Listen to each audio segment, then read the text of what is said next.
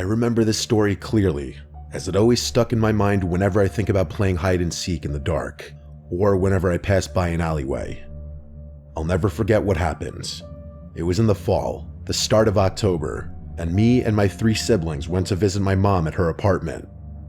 I have a sister, I'll call her Jess, and my 2 brothers, I'll call them Mike and Eli. My parents got into a divorce 2 years before that, and we barely saw my mother. So this was a way for our dad to be a good parent and allow us to visit, even though he wasn't required to. My mom's apartment was in the sketchy part of town. A lot of buildings around the apartments, but it always felt so empty, even with it being so crowded. My mom's apartment was next to an alleyway, which was also considered an entrance over to the apartment complex itself. That's what I mean when I say it was in a sketchy area. If you were to search around for it, you probably wouldn't even be able to find it, unless you were to go driving down a long dark alleyway. My mom's apartment was on the 2nd story, and my siblings and I were always excited whenever we had the chance to visit her. I loved my mom. She was small and cozy. Her apartment too was also very comfortable. It reminded me of my grandma's place, with soft furniture, unnecessary decor laying around. Another great thing about her apartment is her neighbors. A while back when we visited, we made friends with the neighbors downstairs, a boy and a girl, who I'll call Zach and Chi-Chi. Zach and I played a lot in the parking lot area of the apartment complex, next to the alleyway. Typical games like cops and robbers, tag, and kickball. But this day in particular, we decided since it was October, near Halloween, we should play hide and seek. He came up with the idea of playing it outside at night. My siblings of course wanted to join, and we all decided that at 9 o'clock, we'd all leave our rooms and go play. Since it was October, night came by pretty fast, and so did the dark, which resulted in pretty spooky lighting that we wanted to have. It was me, Zach, Chi-Chi, my sister, and my 2 brothers all playing.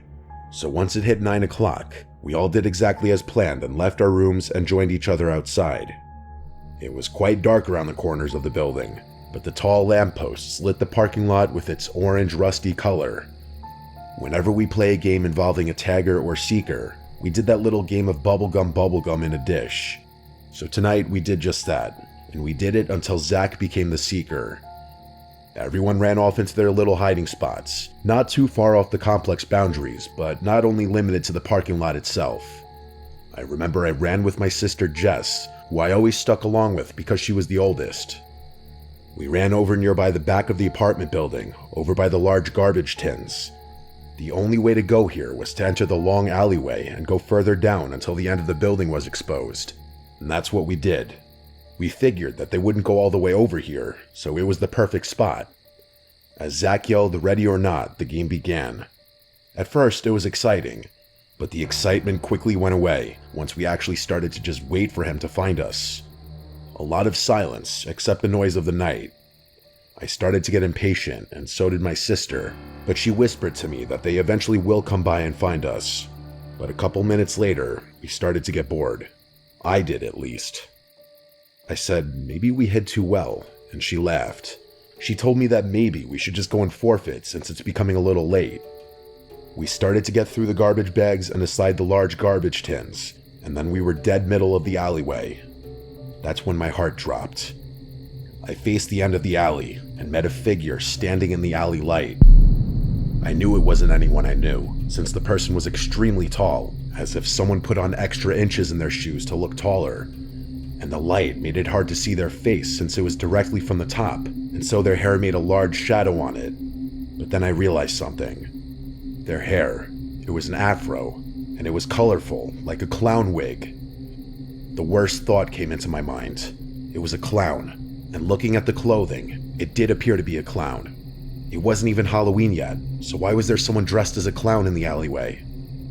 What was scary was that the person just stood there, not moving a single muscle, and they were staring right at us. My sister pulled me back, seeing that there was something strange going on. She told me we should probably go back with the others, and so we did. We went down the long alleyway in hopes to find our friends and brothers. Luckily, we found one of my brothers, Mike, and then Chi-Chi was also there. Mike was confused as to why we were just walking out in the open. He thought we were still playing. We told them that we saw something weird, and we explained the weird guy dressed as a clown at the end of the alleyway. Where we were at was still technically in view of the clown, and so we moved aside to show them what we saw, and that's when we started to realize the situation was much more than we thought it was. The clown was closer, watching us and waving at us. Now we saw its face. It wasn't normal makeup. It was all black, like they didn't want their face to be seen. The only feature we could notice was their eyes, which to me, as a kid, made it a lot more scary. And then suddenly Chi-Chi screamed. We turned around to her, and she screamed out loud, "There's another person watching us." And she was right. It was another person, also a clown, but with green hair and longer legs. We knew at this moment we had to go. Chi-Chi and Mike ran away, and we didn't hesitate to follow. Chi-Chi ran to her room, and we ran upstairs to ours. We then met up with Eli, who was already in the room talking to our mom. Our mom gave us the biggest hugs, and we were confused. Like, did she know what happened? Eli explained that he told our mom what happened to him. Turns out, Eli was hiding in the apartment complex's courtyard, and he heard footsteps thinking it was Zach. He hid behind the bush and barely saw the person as they stepped in front. He thought Zach was about to catch him, but then he heard Zach's voice calling Eli. Eli turned and was found by Zach, saying, "I found you." That's when he turned back and looked up, and a clown was looking directly down at him. Eli ran away with Zach, and they both went to his apartment to tell his parents what happened. We explained what happened to us, and our mom was happy that we were all okay. I wished it ended there, but it didn't. Later that night, everyone was asleep, but I got thirsty. In the middle of the night, I went to get a bottle of water from the fridge, and I heard noise coming from outside the window, and looking back now as an adult, it was very stupid of me, but I went to the noise. It was weird. I remember questioning how was it possible for something to be knocking against the window, especially at the second floor. This part is what really scared the living shit out of me. When I lifted up the blinds, I came face to face with the clown. The same exact clown my sister and I saw. He was looking right at me, and that's when I screamed and ran to my mom. She came out, and when I went to show her what I saw, like a cliche from a horror movie, it was gone before she could see it. Luckily, my mom was a good mother, and she believed me. Ever since that day, I never liked playing hide and seek in the dark, and I've hated alleyways since. I don't know how that person got up at the window, I guess they climbed, but I'm glad that nothing really happened that night besides a few scares.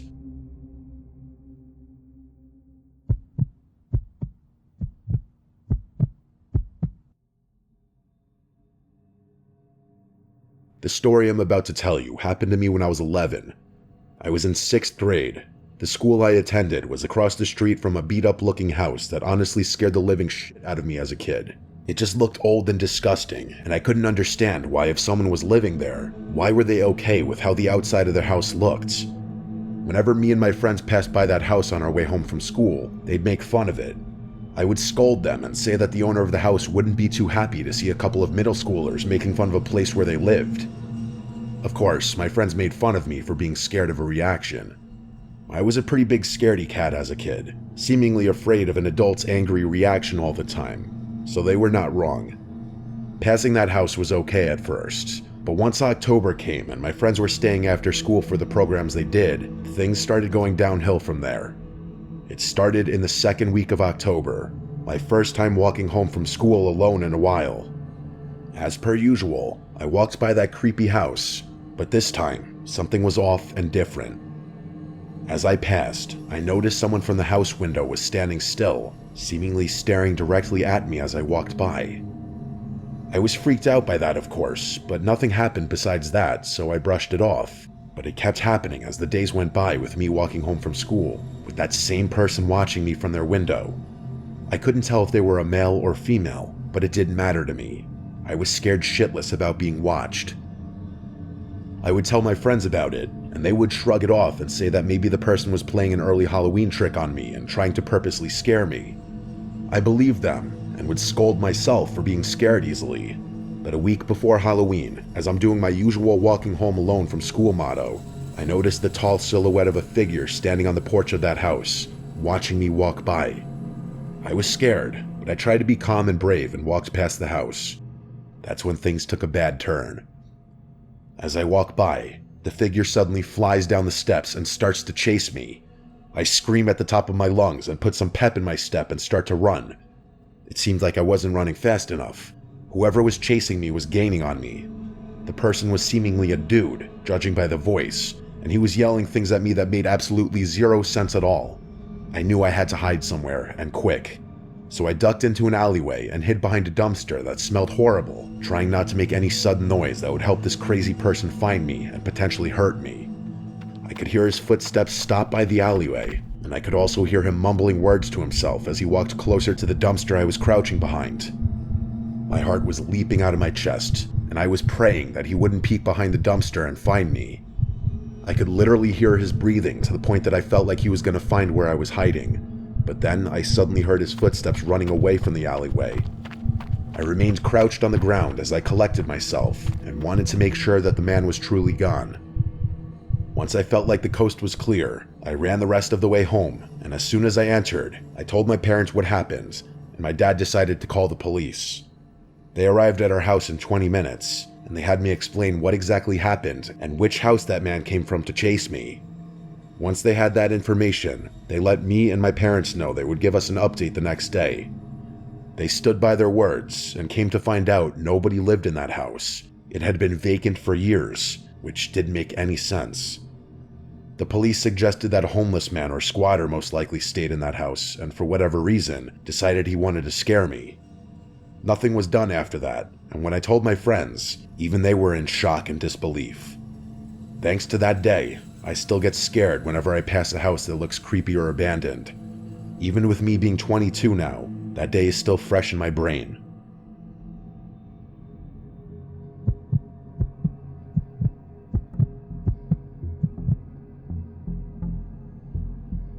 I come from a rural area in Poland. My country is still very much Christian, so Halloween isn't really widely celebrated.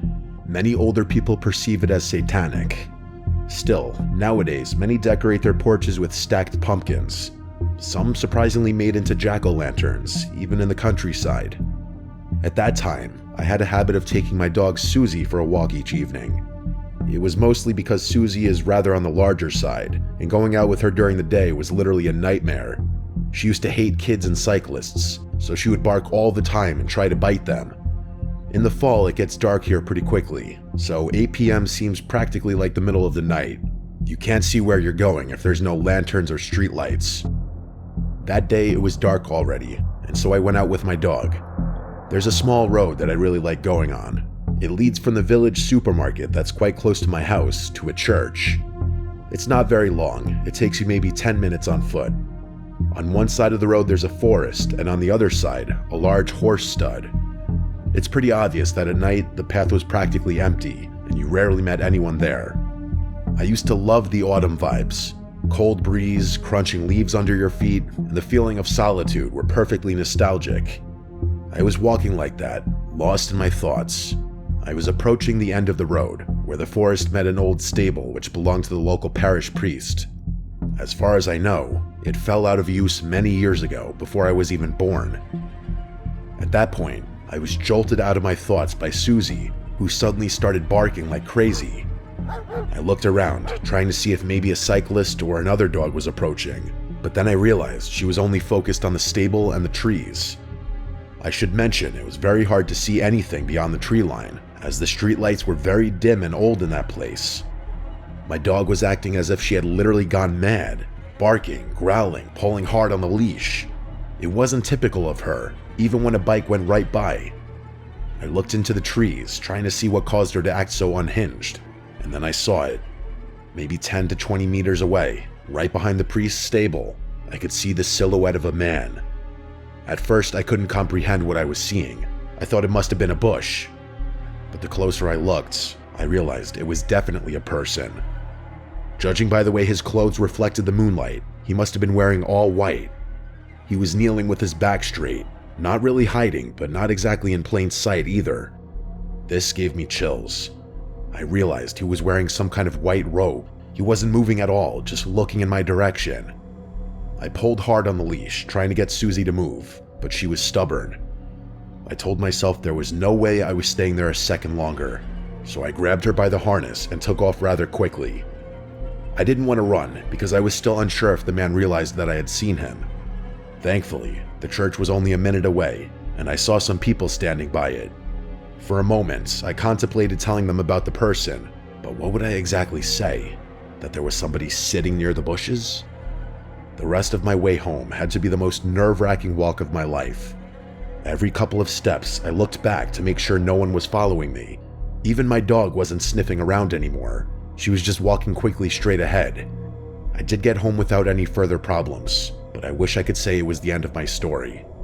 That night, I was woken up to multiple sirens wailing. They went off for a good half hour. The next morning, I saw in the local news that somebody had set the priest's stable on fire. People were saying that it was probably some drunk teenagers trying to play a prank and pull stupid tricks, but I knew damn well I hadn't seen giggling teenage boys the previous evening. The person I saw looked disturbingly calm, as if they were waiting for something. There could possibly have been more people hiding in the shed, but if so, I'm happy I didn't actually see them, or I might have had a panic attack. I really don't want to be the one contributing to the propaganda that Halloween is a satanic festival, but what I saw that night was really disturbing. A person wearing white robes, silently kneeling, just out of the reach of the streetlights. What bothers me most is that between the time I saw him and the time of the fire, at least 5 or 6 hours passed. Like, were they kneeling there the whole time? What on earth were they doing there for most of the night? However, I do feel very relieved that he didn't decide to follow or even acknowledge me that night, and that Susie didn't pull me even closer to him. If that person, or rather those people, were willing to set the whole building on fire, I don't want to know what else they were capable of doing.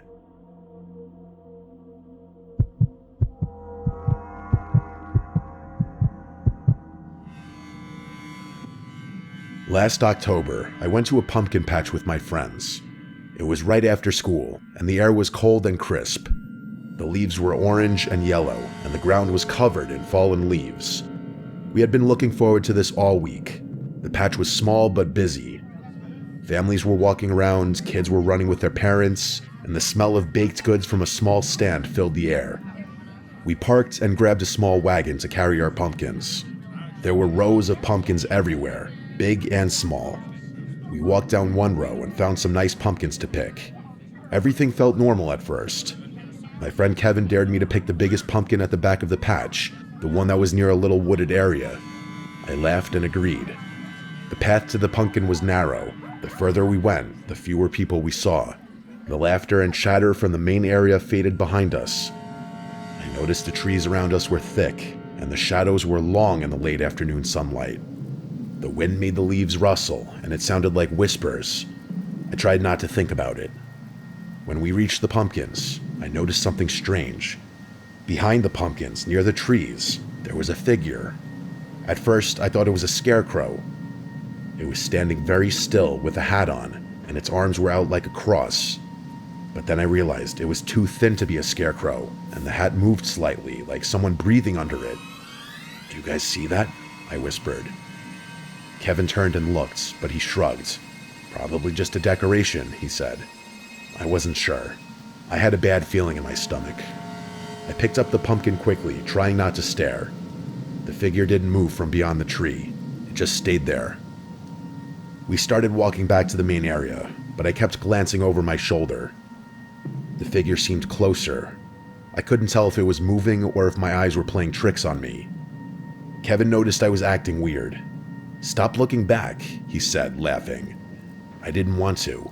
Something about it made my skin crawl. When we reached the edge of the pumpkin rows, I turned to get one last look. The figure was gone. I felt a small sense of relief, thinking maybe it was just a person walking behind the trees or someone's costume. We headed toward the stand to pay for our pumpkins. The path was slightly darker now. The sun was almost gone, and the shadows were thick. As we passed the wooded area again, I heard a crack. It sounded like a branch snapping. Kevin didn't hear it. I stopped and said, "Did you hear that?" Kevin shook his head. I turned slowly, and my heart stopped. The figure was there again, about 10 feet behind us. No arms out this time, it was just standing. Kevin noticed I stopped moving and asked what's wrong. I tried to speak, but my throat felt dry. The figure started to tilt its head like it was studying us. Then, seemingly without moving its legs, it started to move forward.